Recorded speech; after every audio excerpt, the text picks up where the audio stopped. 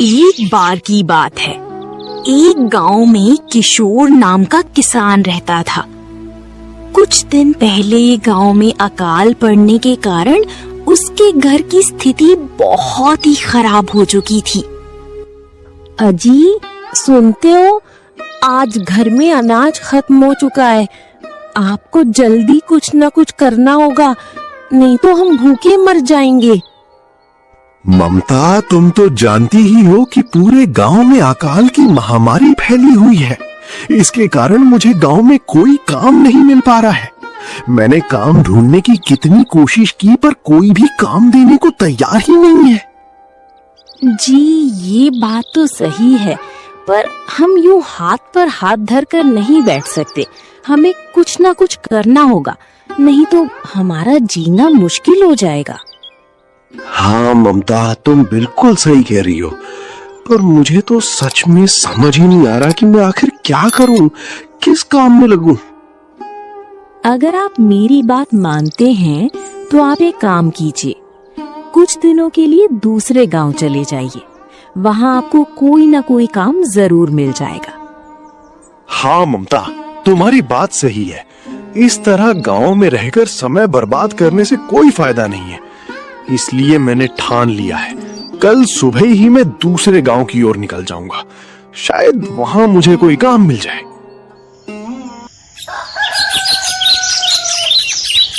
अगले दिन सुबह किशोर दूसरे गांव की ओर निकल जाता है। वो जंगल के रास्ते जा रहा होता।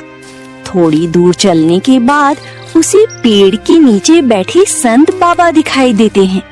बाबा को देखकर वो सोचता है, अरे ये तो कोई संत बाबा प्रतीत हो रहे हैं। चलो इन्हीं से कुछ पूछ कर देखता हूँ।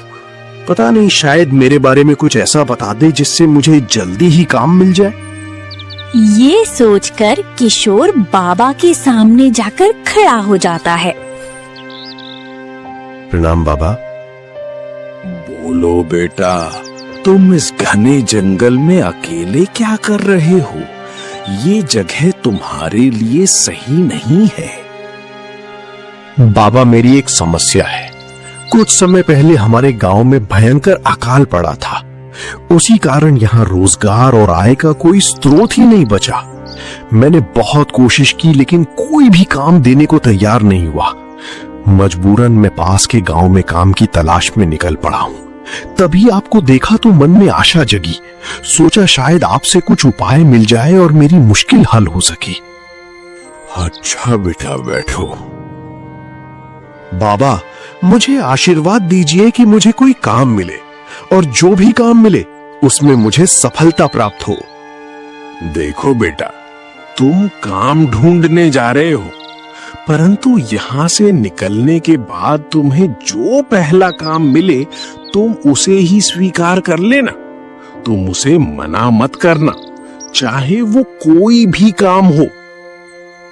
ठीक है बाबा, जो आप कहेंगे मैं वैसा ही करूंगा, लेकिन कृपा कर कोई उपाय भी बताइए। और सुनो बेटा, कभी दूसरों की व्यक्तिगत चीजों पर साजिश और छल करके अपना अधिकार मत जताना। ठीक है बाबा, मैं वचन देता हूं कि मैं किसी के साथ छल कपट नहीं करूंगा। और मुझे कोई राह बताइए जिससे मेरा जीवन संभल सके। ठीक है, अगर तुम्हें किसी की भी निजी बात या रहस्य का पता चलता है तो तुम उसे किसी तीसरे आदमी को नहीं बताओगे। हाँ बाबा, ठीक है, मैं ऐसा नहीं करूंगा। पर आप मुझे कोई उपाय क्यों नहीं बता रहे हो? ये जो आपने मुझे बताया ये तो उपदेश है। मैं आपसे उपाय पूछ रहा हूं, परंतु आप तो मुझे केवल उपदेश पर उपदेश दिए जा रहे हो। मैं ऐसे ही आपके पास समय बर्बाद कर रहा हूं। आप मुझे कोई उपाय बता रहे हो या मैं यहां से चला जाऊं? ठीक है बेटा, मैं तुम्हें एक जरूरी बात बताता हूं। अगर तुम कभी भी, कहीं भी, कितनी भी जल्दी में क्यों ना हो, और अगर तुम्हें रास्ते में कोई साधु दिखाई देता है तो तुम उसके दर्शन किए बिना और अनुमति लिए बिना आगे नहीं जाओगे। ठीक है बाबा, अब मुझे आज्ञा दीजिए, मैं अब चलता हूं। किशोर वहाँ से आगे चलता है तो उसे एक बड़ा घर दिखाई देता है। अरे ये बड़ा घर शायद किसी व्यापारी का होगा। क्यों ना मैं इन्हीं से जाकर बात करूं, मुझे कोई ना कोई काम तो जरूर मिल जाएगा। थोड़ी देर बाद वहाँ एक आदमी आता है।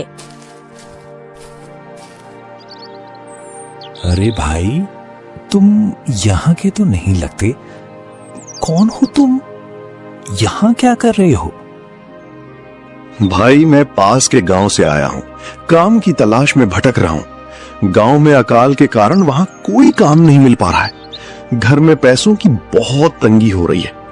भाई आपकी नजर में कोई काम हो तो मुझे दिलवा दीजिए, मैं कोई भी काम कर लूंगा, छोटा हो या बड़ा। मैं आपका उपकार कभी नहीं भूलूंगा। राकेश को ये सारी बातें सुनकर किशोर पर दया आ जाती है। देखो किशोर, काम तो मैं तुम्हें दिलवा दूंगा, पर कुछ दिनों के लिए। बाद में तुम अपना देख लेना, अगर तुम्हें ठीक लगे तो, वरना मैं किसी और को रख लूंगा। किशोर सोच में पड़ जाता है। मुझे तो संत बाबा ने कहा था कि पहला जो कोई काम मिले कर लेना। ऐसा करता हूँ, हाँ कर देता हूँ।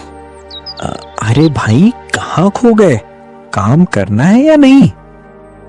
हाँ भाई, मैं करने के लिए तैयार हूं। वैसे मुझे क्या करना होगा?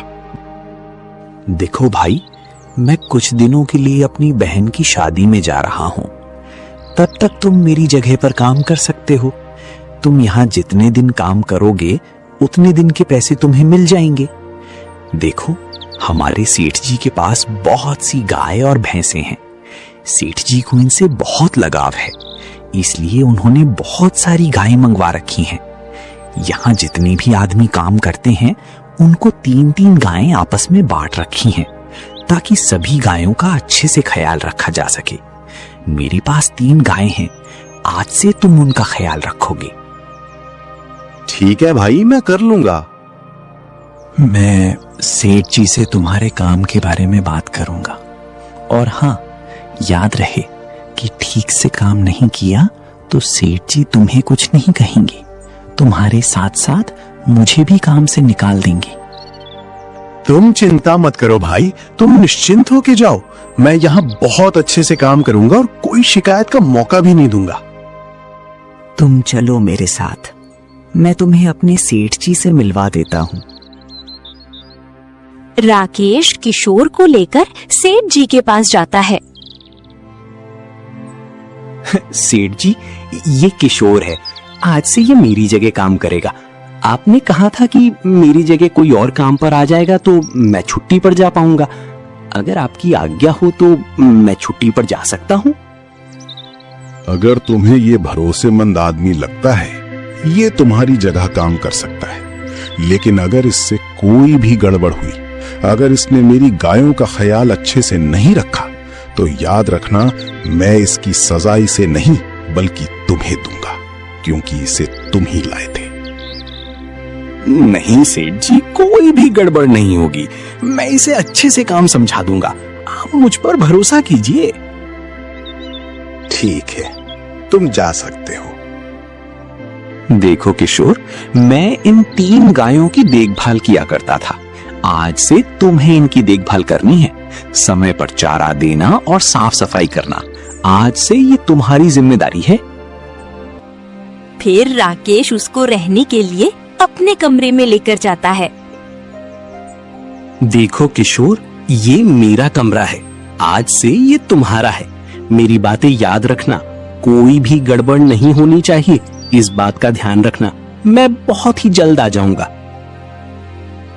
तुम चिंता मत करो भाई, मैं सब कुछ कर लूंगा, तुम बेफिक्र होकर जाओ।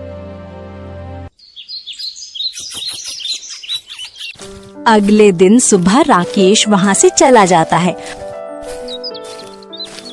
और किशोर अपने काम में लग जाता है।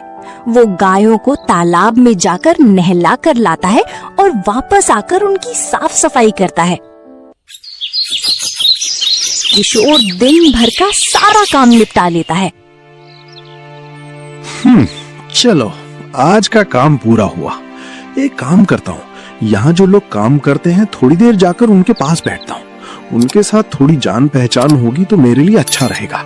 वैसे भी राकेश आते ही मुझे काम से निकाल देगा, क्योंकि मैं उसकी जगह काम कर रहा हूँ। राकेश के आने से पहले मुझे उनके साथ जान पहचान बनानी होगी, तभी मैं यहाँ काम कर पाऊंगा। किशोर वहाँ काम करने वाले लोगों के पास पहुँच जाता है। आओ किशोर आओ, बताओ कैसा लग रहा है यहाँ काम करके? ठीक है भाई, मुझे यहाँ काम करने में कोई समस्या नहीं है, यहाँ सब ठीक है। एक बात पूछनी थी आपसे। कहो किशोर, कौन सी बात? भाई मुझे ये जानना था कि आपको यहाँ काम करके जो पैसे मिलते हैं उससे आपका घर अच्छा चल जाता होगा ना? अच्छा, बहुत अच्छे से चलता है, क्योंकि यहाँ सिर्फ हम तनख्वाह पर काम नहीं करते। यहाँ पैसे कमाने के बहुत सारे तरीके हैं। यहाँ और कोई काम भी है क्या जिससे और भी ज्यादा पैसे कमाए जा सके? हाँ भाई, बहुत से रास्ते हैं। जो चारा गायों के लिए मिलता है उसका कुछ हिस्सा हम उन्हें खिलाते हैं और बाकी बचा हुआ हम बाजार में बेच देते हैं। और ये काम यहाँ दिन ब दिन होता है, इसलिए हम अच्छे खासे पैसे कमा लेते हैं। लेकिन भाई ये तो गलत है। आप गायों को भूखा रखते हो और उनके हिस्से का चारा बेच देते हो। ये सरासर गलत है। आपको ऐसा नहीं करना चाहिए। अगर किसी दिन सेठ जी को पता चल गया तो वो आपके बारे में क्या सोचेंगे? उन्होंने तो कितने भरोसे के साथ गायों का काम हमें सौंपा है। अरे यार, तुम यहाँ ज्यादा ज्ञान मत दो। और हाँ, ज्ञान से पेट नहीं भरता, उसके लिए पैसा कमाना पड़ता है। अगर तुम सिर्फ सत्यवान बनकर रहोगे तो भूखे मर जाओगे। मैं तो तुम्हें यही कह रहा हूं कि तुम भी यही काम करो और पैसे कमाओ। वैसे राकेश भी यहाँ यही किया करता था। यहाँ पैसा कमाने का इससे अच्छा रास्ता और कोई हो ही नहीं सकता। किशोर सोच में पड़ जाता है। वैसे ये कह तो सच रहे हैं, इतनी आसानी से पैसे मिल रहे हैं तो मुझे भी ऐसा करना चाहिए। मुझे भी पैसों की बहुत जरूरत है। राकेश के आने तक मैं यहाँ रुकता हूँ, उसके हिस्से के पैसे भी मैं ले लूंगा और कुछ पैसे यहाँ वहां से कमा लूंगा। हाँ, ये अच्छा रहेगा। फिर अचानक किशोर को बाबा की बात याद आ जाती है। और सुनो बेटा, कभी दूसरों की व्यक्तिगत चीजों पर साजिश और छल करके अपना अधिकार मत जताना। अरे नहीं नहीं, ये मैं क्या कर रहा हूँ? मुझे याद आया कि बाबा ने कहा था मुझे किसी के साथ छल कपट नहीं करना है, और ये तो सरासर धोखा है। सेठ जी हम पर भरोसा करते हैं और हम इस भरोसे के बदले धोखा देंगे? नहीं, चाहे कुछ भी हो, मुझे ये नहीं करना। नहीं भाई, मैं ऐसा कुछ नहीं करूंगा। मैं बेईमानी की नहीं खाता और तुम भी सेठ जी को धोखा दे रहे हो। तुम्हें भी ये सब नहीं करना चाहिए। तुम्हें भी ये काम छोड़ देना चाहिए। हे किशोर, मैं तुझे कुछ नहीं कह रहा तो इसका मतलब ये नहीं है कि तू मेरे सर पे चढ़ जा रहा है। तुझे किसी ने पूछा क्या? मैं तो ये सब तेरे भले के लिए कह रहा था। तुझे करना या ना करना वो तेरी मर्जी है। और हाँ, एक बात याद रख, अगर तू बाहर जाकर अपना मुंह खोला तो याद रखना, तुझे हम जान से मार देंगे और तेरी लाश भी किसी को नहीं मिलेगी। तू मुझे नहीं जानता। जो मेरे खिलाफ बोलता है मैं उसकी बोलती हमेशा के लिए बंद कर देता हूँ। किशोर उनकी बातों से डर जाता है और अपने कमरे में आ जाता है। अगले दिन सुबह किशोर अपने काम में लग जाता है। सेठ जी भी अपनी गायों को देखने आ जाते हैं। वो देखते हैं कि गाय बहुत कमजोर हो चुकी थी। सेठ जी ये देखकर बहुत गुस्सा हो जाते हैं। ये क्या है? ये गाय इतनी कमजोर कैसे हो गई? इनका ख्याल अच्छे से क्यों नहीं रखा जा रहा है? सेठ जब किशोर को सौंपी गई गायों को देखते हैं तभी वो बहुत खुश हो जाते हैं, क्योंकि वो बहुत तंदुरुस्त थी। ये गाय किशोर को सौंपी गई थी, बहुत ही तंदुरुस्त है।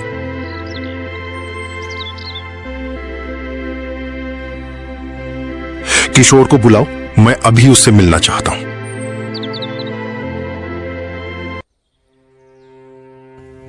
अरे किशोर, तुम इन गायों की देखभाल कर रहे हो, ये तो बहुत ही अच्छी बात है। ये गाय वाकई स्वस्थ और सुंदर दिखाई दे रही हैं। मैं तुम्हारे काम से बेहद खुश हूं। तुम इनकी देखभाल अच्छे से कर रहे हो, लेकिन मुझे एक बात समझ नहीं आ रही है। तुम्हें सौंपी गई गायों को वहीं चारा दिया जा रहा है और बाकी गायों को भी वहीं दिया जा रहा है, परंतु वो इतनी कमजोर कैसे पड़ गईं?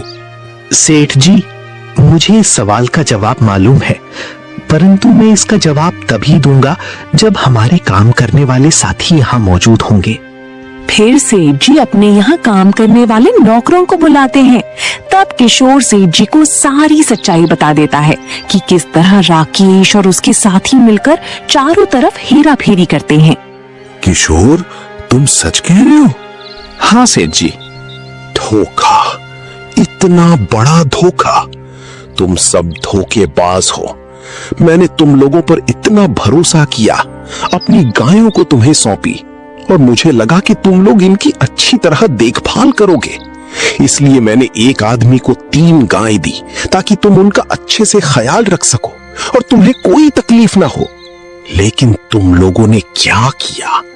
तुम्हारी इतनी हिम्मत कैसे हुई? तुम लोगों ने मेरी प्रिय गायों के साथ ऐसा सलूक किया। मैं तुम्हें इसका सबक जरूर दूंगा। सेठ जी, हमें माफ कर दीजिए, हमसे भूल हो गई, हम भटक गए थे। हम आज के बाद किसी के साथ ऐसा अन्याय नहीं करेंगे। हम कसम खाते हैं कि हमें माफ कर दीजिए। इस बार हम पूरी ईमानदारी से अपना काम करेंगे और आपको शिकायत का मौका भी नहीं देंगे। हमें माफ कर दीजिए। किशोर को उन पर दया आ जाती है। सेठ जी, इनको माफ कर दीजिए। गलती तो सबसे होती है, परंतु ये लोग अपनी गलती से शर्मिंदा हैं। ये लोग आइंदा ऐसा कुछ नहीं करेंगे। मुझे लगता है इन्हें इनकी गलती का एहसास हो गया है। ठीक है किशोर, मैं तुम्हारे कहने पर ही इन्हें माफ कर रहा हूं। आज के बाद तुम ही इन सब का निरीक्षण करोगे।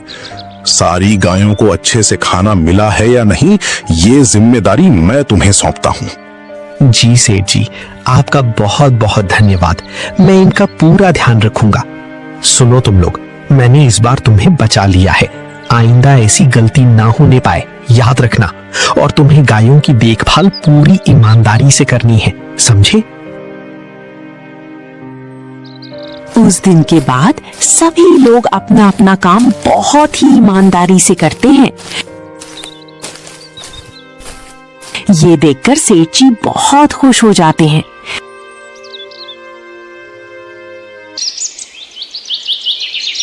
कुछ दिन ऐसे ही बीत जाते हैं। फिर राकेश वापस आ जाता है। अरे राकेश, तेरी गैर मौजूदगी में किशोर ने हमारा कच्चा चिट्ठा खोल दिया। उसने सेठ जी को सारी सच्चाई बता दी। हम जो चारा बेचकर पैसा कमाया करते थे, अब वो भी बंद हो गया। सेठ जी ने हमें जान से मारने की धमकी दी है। अब किशोर हमारा निरीक्षक बन चुका है। अब वो हमारा सेठ बन चुका है। वो हम पर निगरानी भी करने लगा है। तुम कुछ करो राकेश, उसे कैसे भी करके यहां से निकलवाओ। तुम चिंता मत करो, मैं कुछ करता हूं। इस किशोर की मदद मुझे नहीं करनी चाहिए थी। मैंने इस पर तरस खाकर बहुत बड़ी गलती कर दी। मैंने इसे अपनी जगह काम पर रख लिया, अब वो मुझ पर राज करेगा? हरगिज नहीं, मैं ऐसा कभी नहीं होने दूंगा। उसकी इतनी हिम्मत कि मेरी जगह लेने की कोशिश कर रहा है। तुम चिंता मत करो, मैं आ गया हूं। इस किशोर को सबक सिखा कर रहूंगा।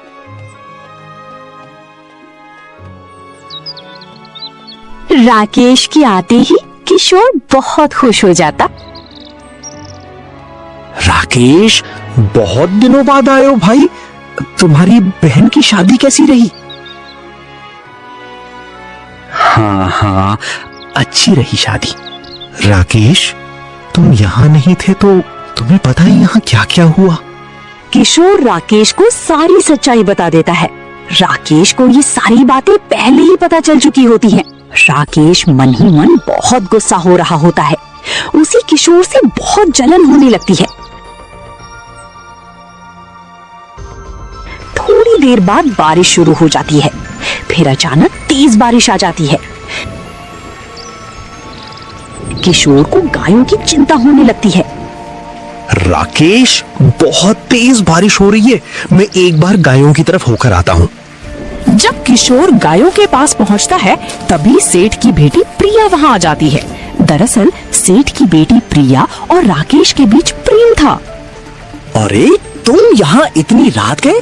अगर तुम्हें यहाँ किसी ने देख लिया तो गड़बड़ हो जाएगी। तुम्हें यहाँ नहीं आना चाहिए था। राकेश, मुझे तुम्हारी बेहद याद आ रही थी। कितने दिन हो गए तुमसे मिल भी ना पाई। जब तुम गांव चले गए थे मैं सह नहीं पाई और इसलिए मैं तुम्हारे पास आ गई।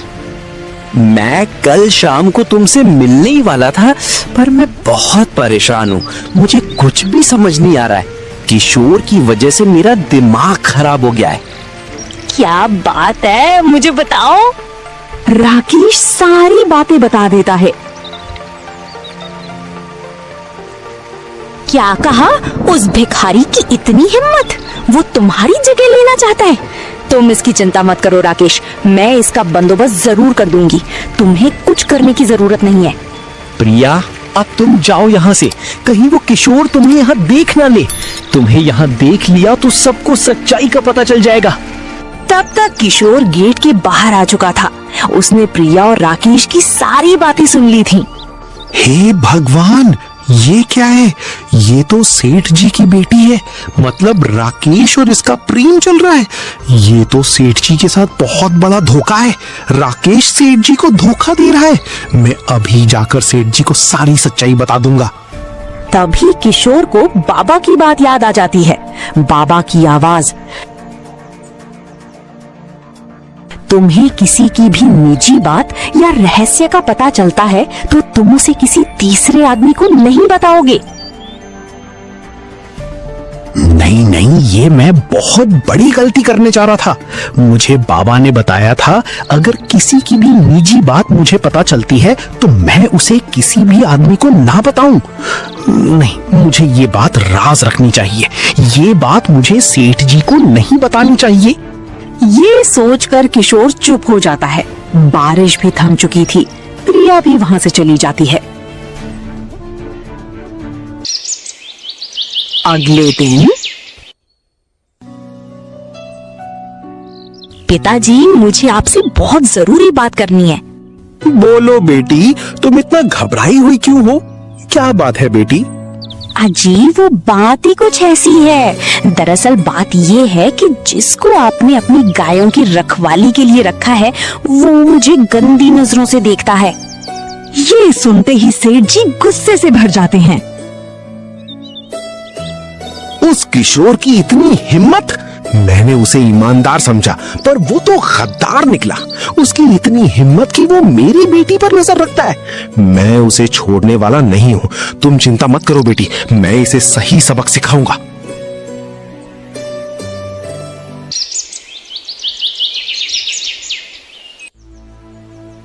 सुखिया, तुम्हें एक बहुत जरूरी काम करना है। उसके बदले मैं तुम्हें जितने चाहिए उतने पैसे दूंगा। कल सुबह मैं तुम्हारे पास एक आदमी भेजूंगा। तुम उसे संभाल लो और इस मामले को इस गांव में किसी के सामने ना आने देना। मैं चाहता हूं कि ये सब सिर्फ तुम्हारी और मेरे बीच ही रहे। जिसने मेरी बेटी के साथ जो कुछ किया उसकी सजा उसका खुद का सामना करने वाला दर्द होगा। सेठ जी, आप चिंता मत कीजिए, काम हो जाएगा।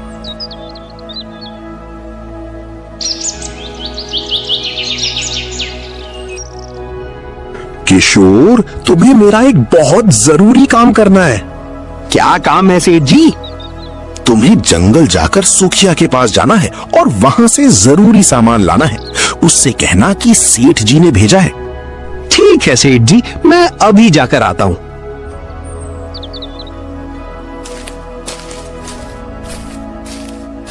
किशोर निकल पड़ता है, पर राकेश उसे जाते हुए देख लेता है।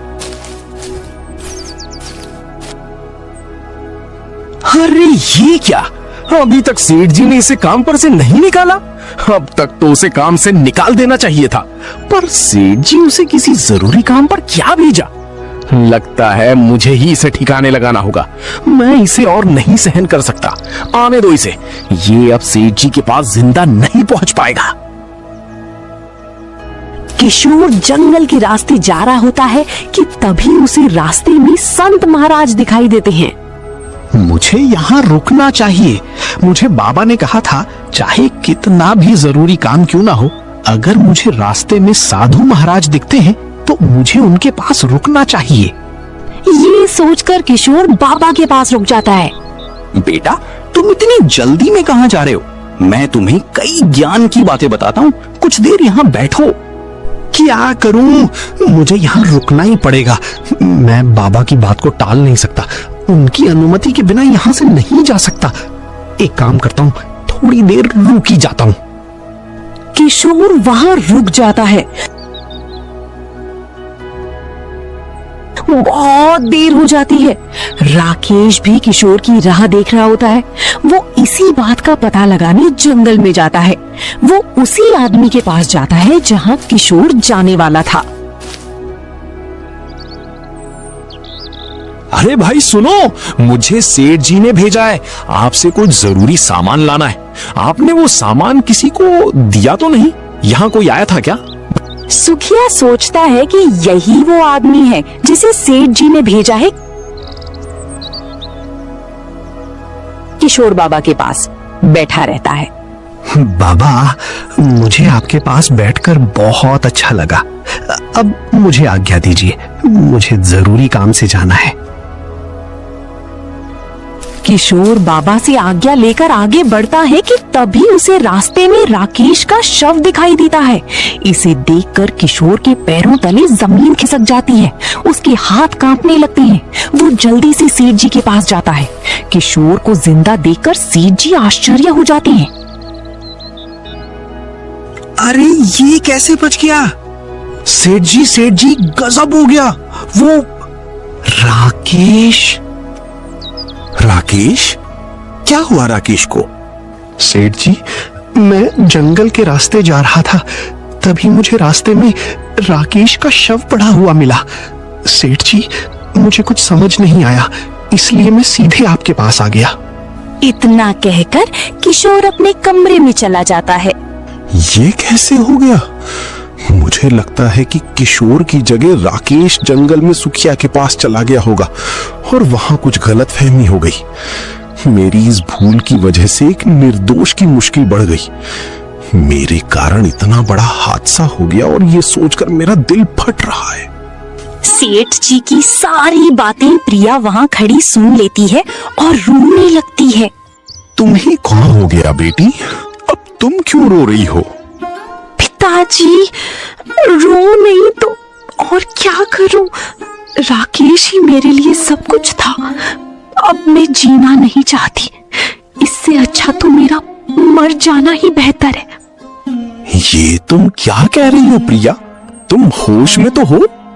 हाँ पिताजी, मैं राकेश से प्रेम करती थी। वो भी मुझसे बहुत प्रेम करता था। मैं उसके बिना जिंदा नहीं रह सकती। अब मेरे जीवन में कुछ नहीं बचा। मेरा तो सब कुछ चला गया। ये तुम क्या बक रही हो? तुमने जो किशोर के बारे में बताया वो क्या था? सच सच बताओ। प्रिया सेठ जी को सारी सच्चाई बता देती है। ये भी बता देती है कि किशोर निर्दोष है, उसने कुछ नहीं किया।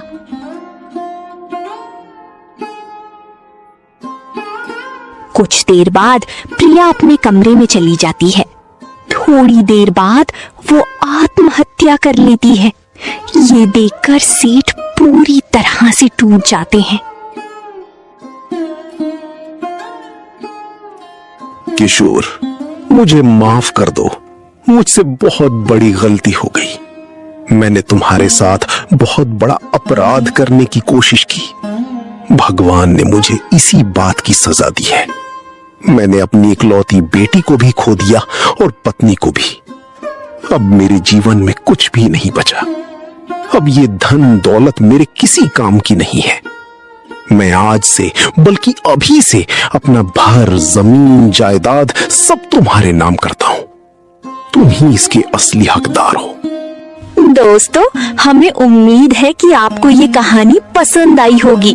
इस कहानी से हमें ये सीख मिलती है कि जीवन में चाहे कितनी भी मुश्किलें आए, हमें सच्चाई और ईमानदारी का साथ कभी नहीं छोड़ना चाहिए। अगर आपको ये वीडियो अच्छी लगी हो तो इसे लाइक और शेयर जरूर करें। और हाँ, हमारे चैनल को सब्सक्राइब करना ना भूलें ताकि आपको ऐसी और प्रेरणादायक कहानियां मिलती रहें।